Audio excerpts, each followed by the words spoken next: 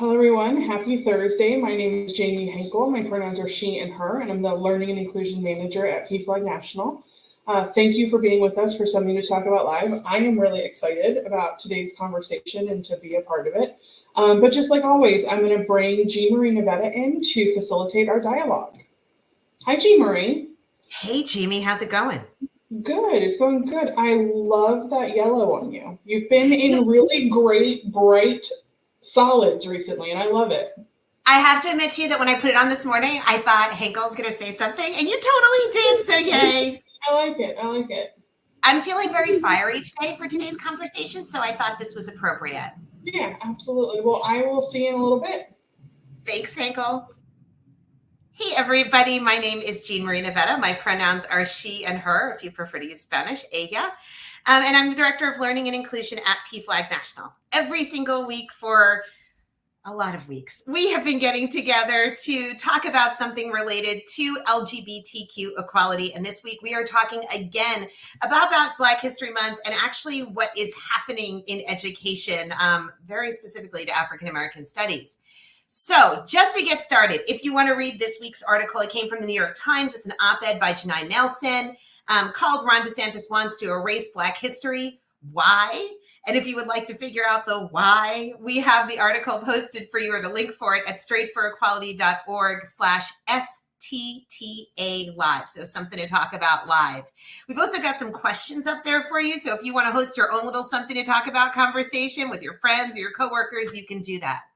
So the heart of the article is about the fact that the Florida State Department of Education rejected the AP African American History course. The College Board was kind enough to just bow down to whatever they said. Their resistance was associated with some of the stuff that had to do with the Stop Woke Act, which is basically designed to silence any historical perspectives that happened after 1964. Interestingly enough, Florida is not isolated in this. This is just the most recent state to make news. There are 15 states right now and counting, there will be more, that have educational gag orders. So I will admit to you that as I sat and raged earlier this week about this particular situation, as I was seething in my rage, an email popped up from a colleague at another organization, and I thought, this is exactly the conversation that we were meant to have today.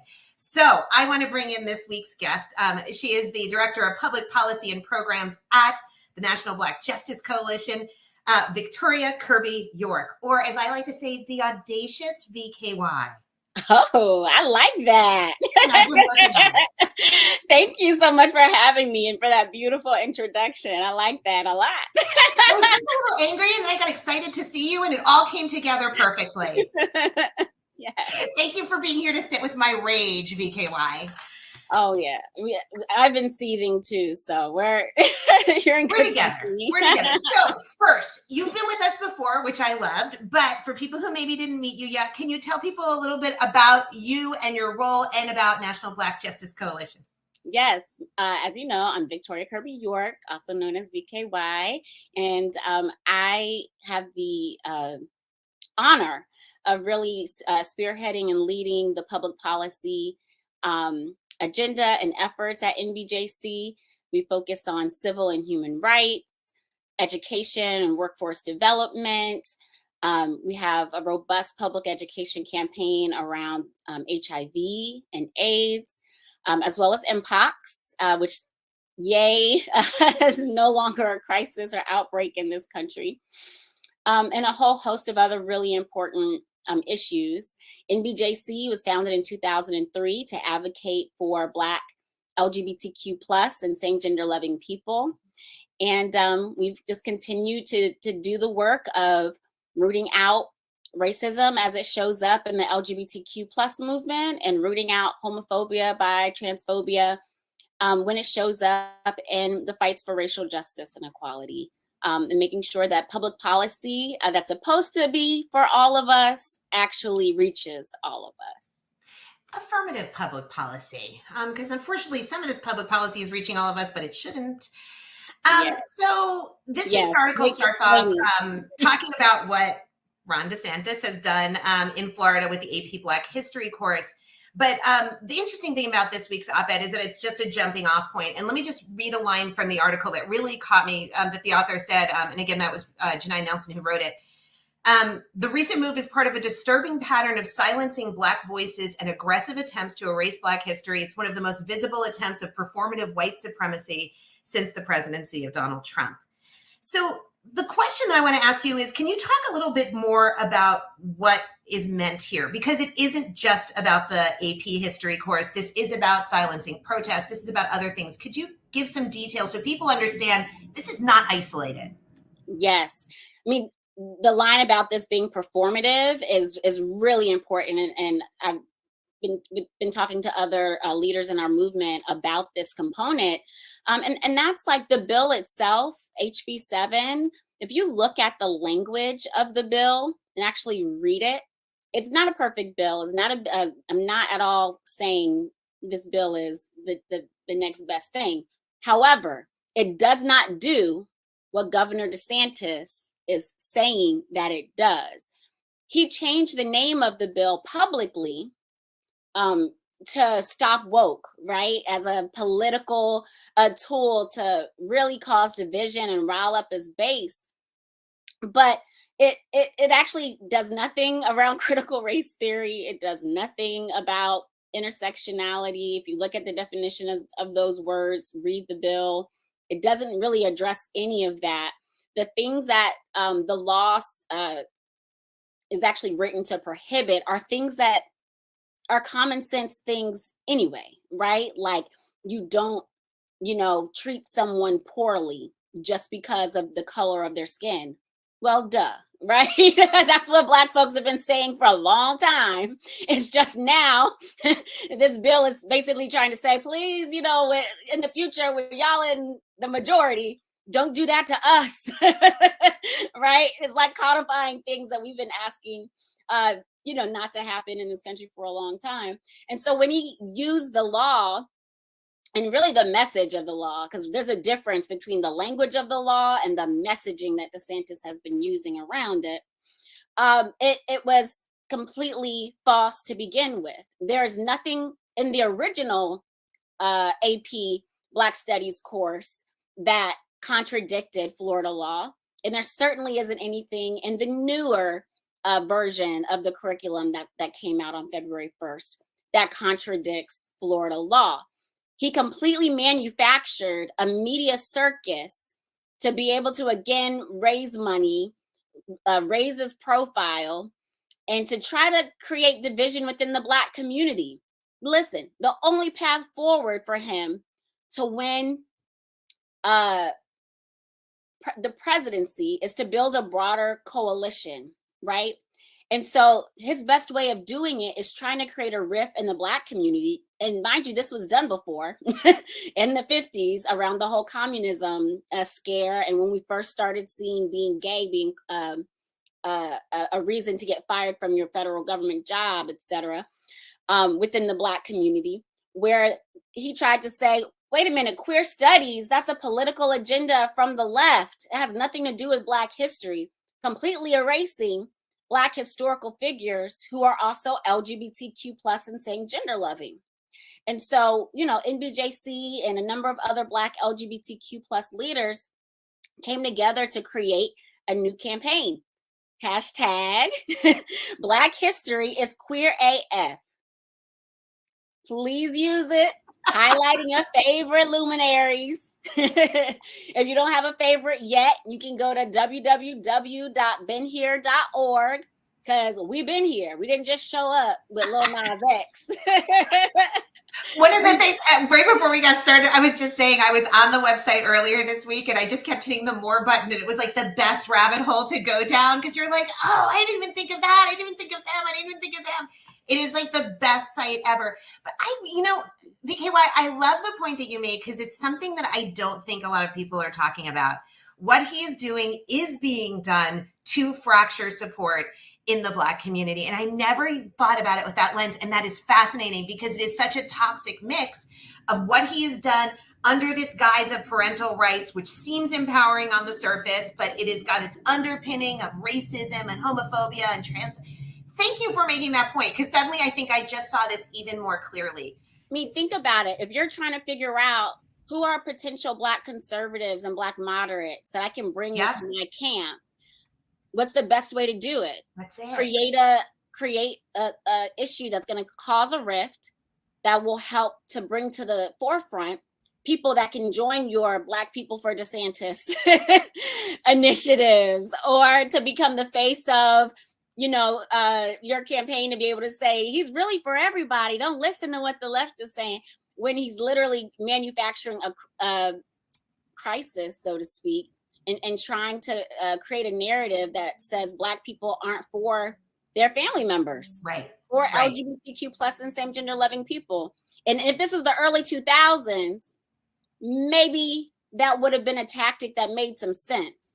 But we're not in the early 2000s anymore. The vast majority of Black people in this country love, support, and affirm their LGBTQ plus family members and friends, and go to the mat. When we look at the data from the Movement Advancement Project and a number of other organizations, we see that Black people, and also of different religious beliefs, are in some of the higher percentages for protecting our community.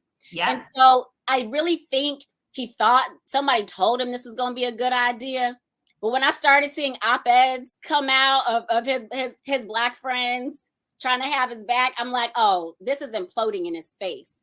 He didn't expect that Black LGBTQ plus people were going to rally the way we have, in talking to media and highlighting stories of Polly Murray, Bayard Rustin, James Baldwin, so many luminaries who, without the civil rights movement, would not have happened in the way that it did. Yeah. And I appreciate you saying all those names, because as I was looking at the names of some of the queer Black folks that are included in the course, I thought, good luck teaching history without really getting into their identities, because they are so key. Yeah. Enjoy your literature without James Baldwin. Right. So, yeah, I mean, seriously, people. Or Audre Lorde. Oh.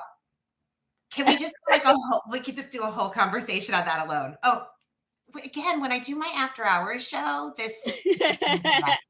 So you actually mentioned something there that I think kind of leads me into the next thing that I was hoping we could talk about, which is one of the most frustrating things that's happening is that people tend to focus on the headline, which you know what the headlines have looked like.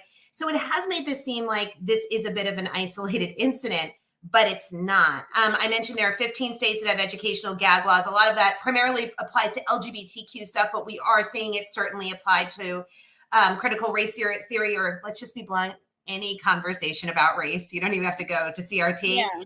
So could you talk about what we are seeing in the other states? Because every week you and I get our report of what's happening in the states.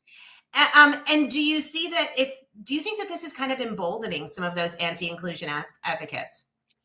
I do think it has emboldened people because it provided an example, right? It was the first bill of this type to become law. And so now these lawmakers have something to copy and paste from, right? Now, the thing about this law is that, and we started calling it Don't Say Black laws, because we really wanted to highlight, especially in Florida, that they're one and the same, right? These censorship and surveillance laws, whether they target the Black community, the gay or trans community, it's all about censoring and surveilling what's being taught. The original kind of goal of this law was really about what is mandated in curriculum throughout the year in schools. And it actually goes into a whole lot of other topics as well. But what you see in other states isn't this kind of larger picture conversation. It's zeroing in on the pieces that relate to Black history and LGBTQ plus history and the intersection, right? And a lot of it comes down to the fact that people are talking about words that they don't know the meaning of and think they care about the meaning of it, but they really just care about the feelings that are attached to what they think it is, right? So, for instance, some of the white parents who first started raising the alarm about this in Virginia a couple years ago, their piece about some of the literature, I know Toni Morrison was a sticking point for some of these moms. Or the story of the desegregation of schools was a big sticking point for some of these moms.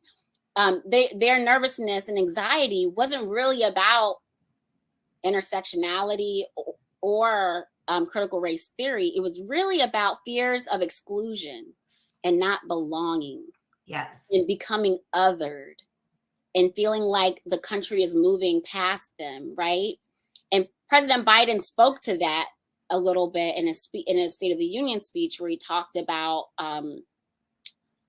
people feeling as if, they're being passed by, right? Yeah. And that's really what the fear is about. It's, well, if you teach this story, then I have to explain to my child why grandma, grandpa was out there protesting this little girl.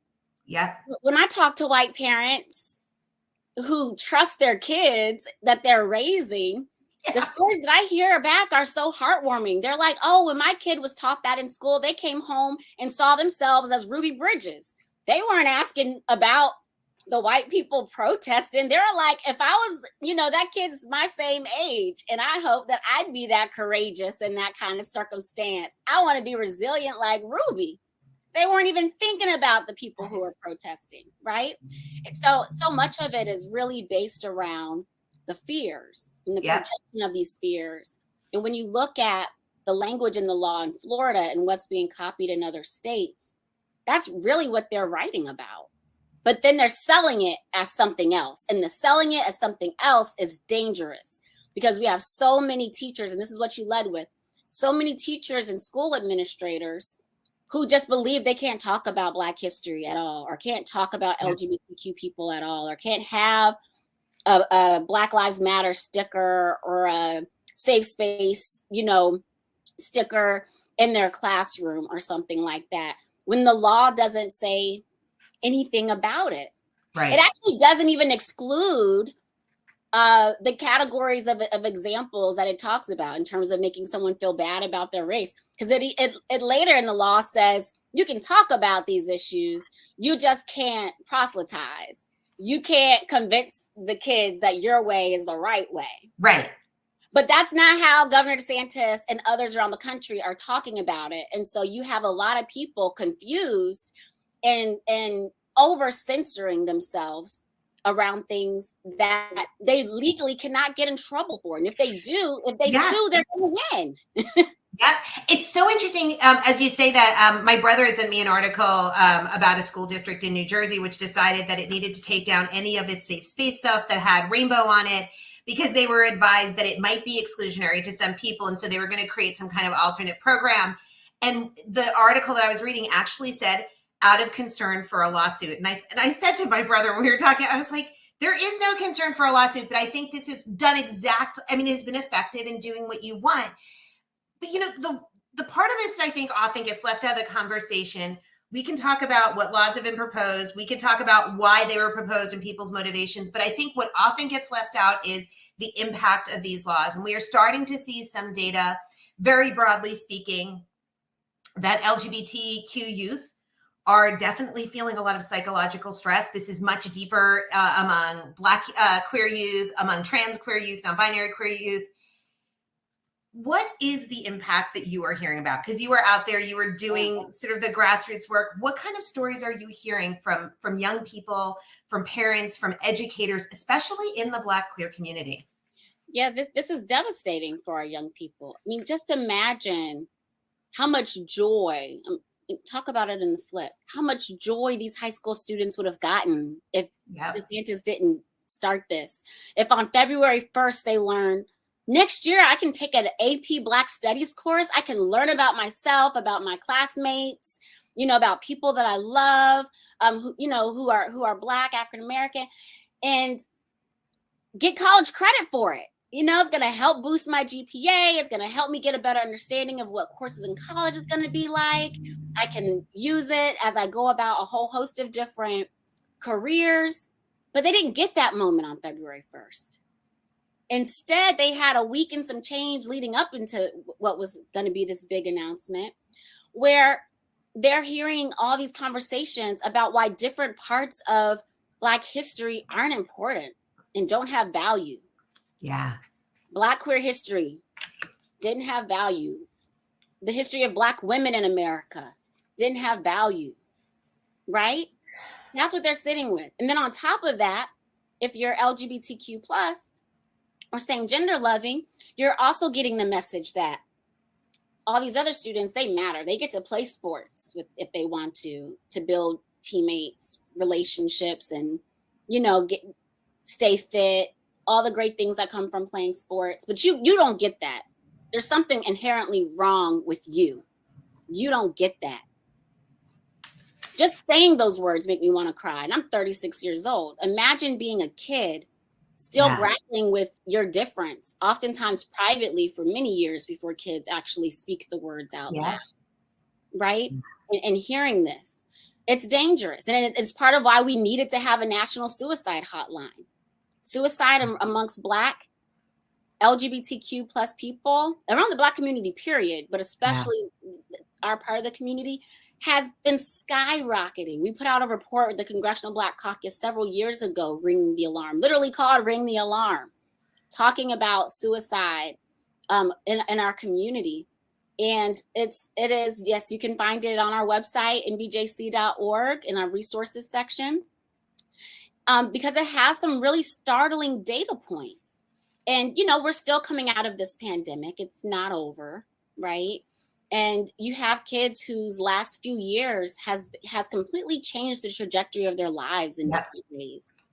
And to add this on top of it is just mean-spirited. Yeah, it really is. I love the way you flip that because, we often in our world talk about those moments of queer joy, of gender euphoria, of pride. And you're right. Just flip it around. How good would that have felt? And how many people are not going to have that feeling? And also I think about so many of our allies who really do want insight, who legitimately are looking to learn and who are being deprived of yet another opportunity to get this. So I want to talk a little bit more. How more. many white Black studies professors there are, right? There are a ton of white people who make their entire living off anti-racism classes, right? Yes. And it's not just people in those fields. I was disgusted when I saw that College Board only had being an activist as a career outcome for people taking this class.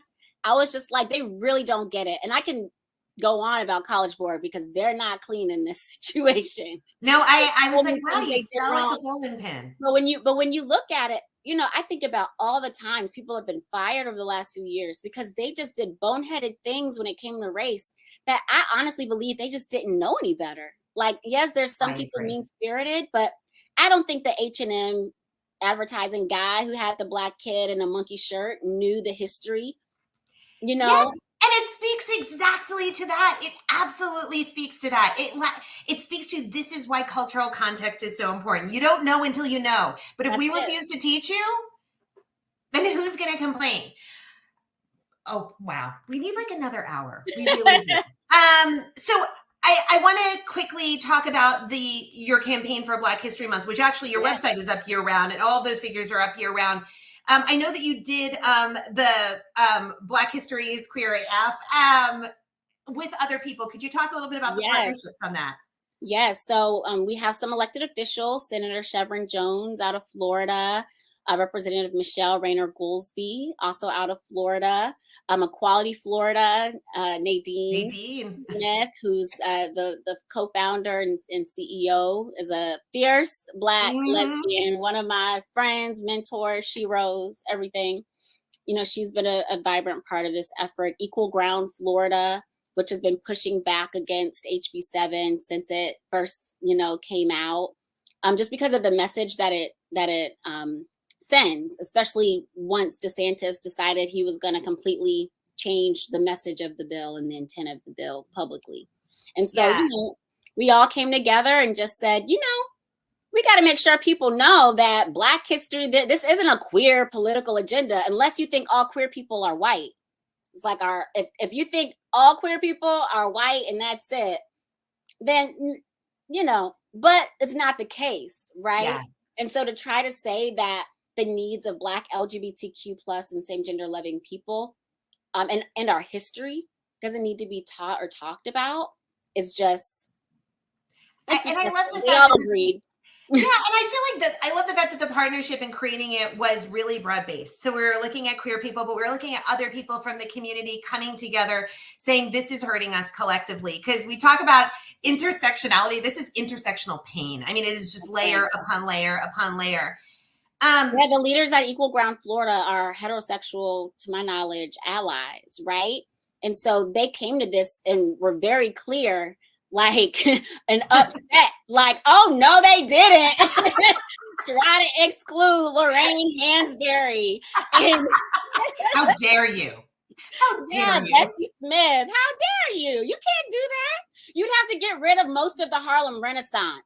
I was just going to say, your bookshelf is going to be empty. Your record album's going to be empty. Everything. Don't listen to music. Don't read books.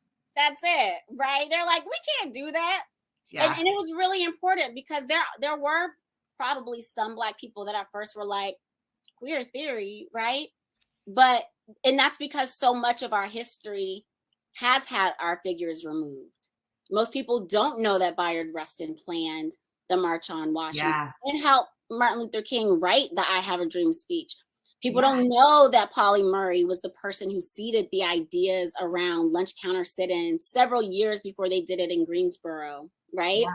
Or was the first person, one of the earlier people to refuse to, change seats on the bus 15 years before Rosa Parks did, right? Or created the legal theory for Brown versus Board of Education and gender equality. They were moved out of history books simply because of who they are, who they loved, and how they presented.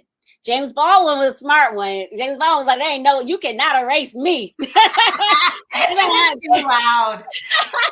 Too loud, not apologizing. As you were saying this, I was a few months ago, I had a chance to go to the Civil Rights Museum in Atlanta, and I thought they did such a beautiful job of bringing in, both aspects of so many figures' identities who you would only seen on one side or the other.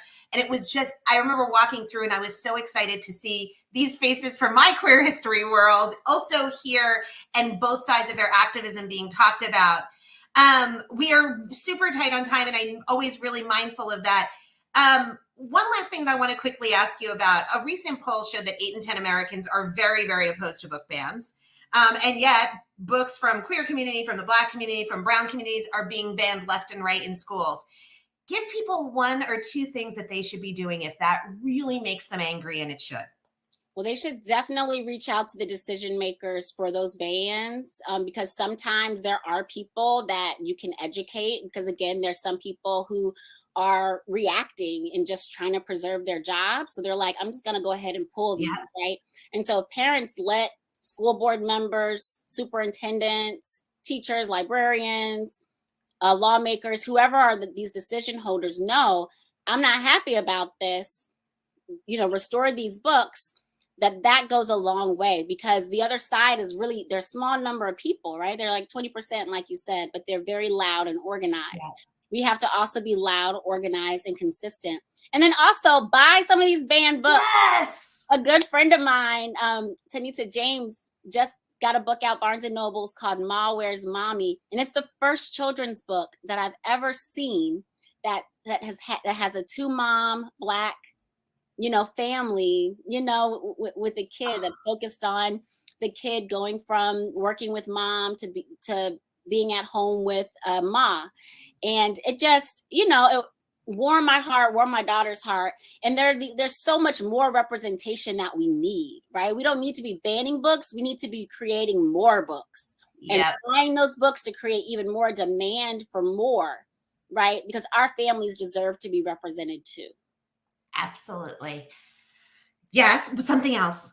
One more thing. Yes. One thing I just been in my head this whole interview, I've been trying to remember to say, is that beenhere.org would not have been possible without the tireless work of Stephen Maglot, who gifted the Ubuntu biography project to us when he passed away. And so just want to thank his estate and hope folks see that we've continued to care for and love this biography collection.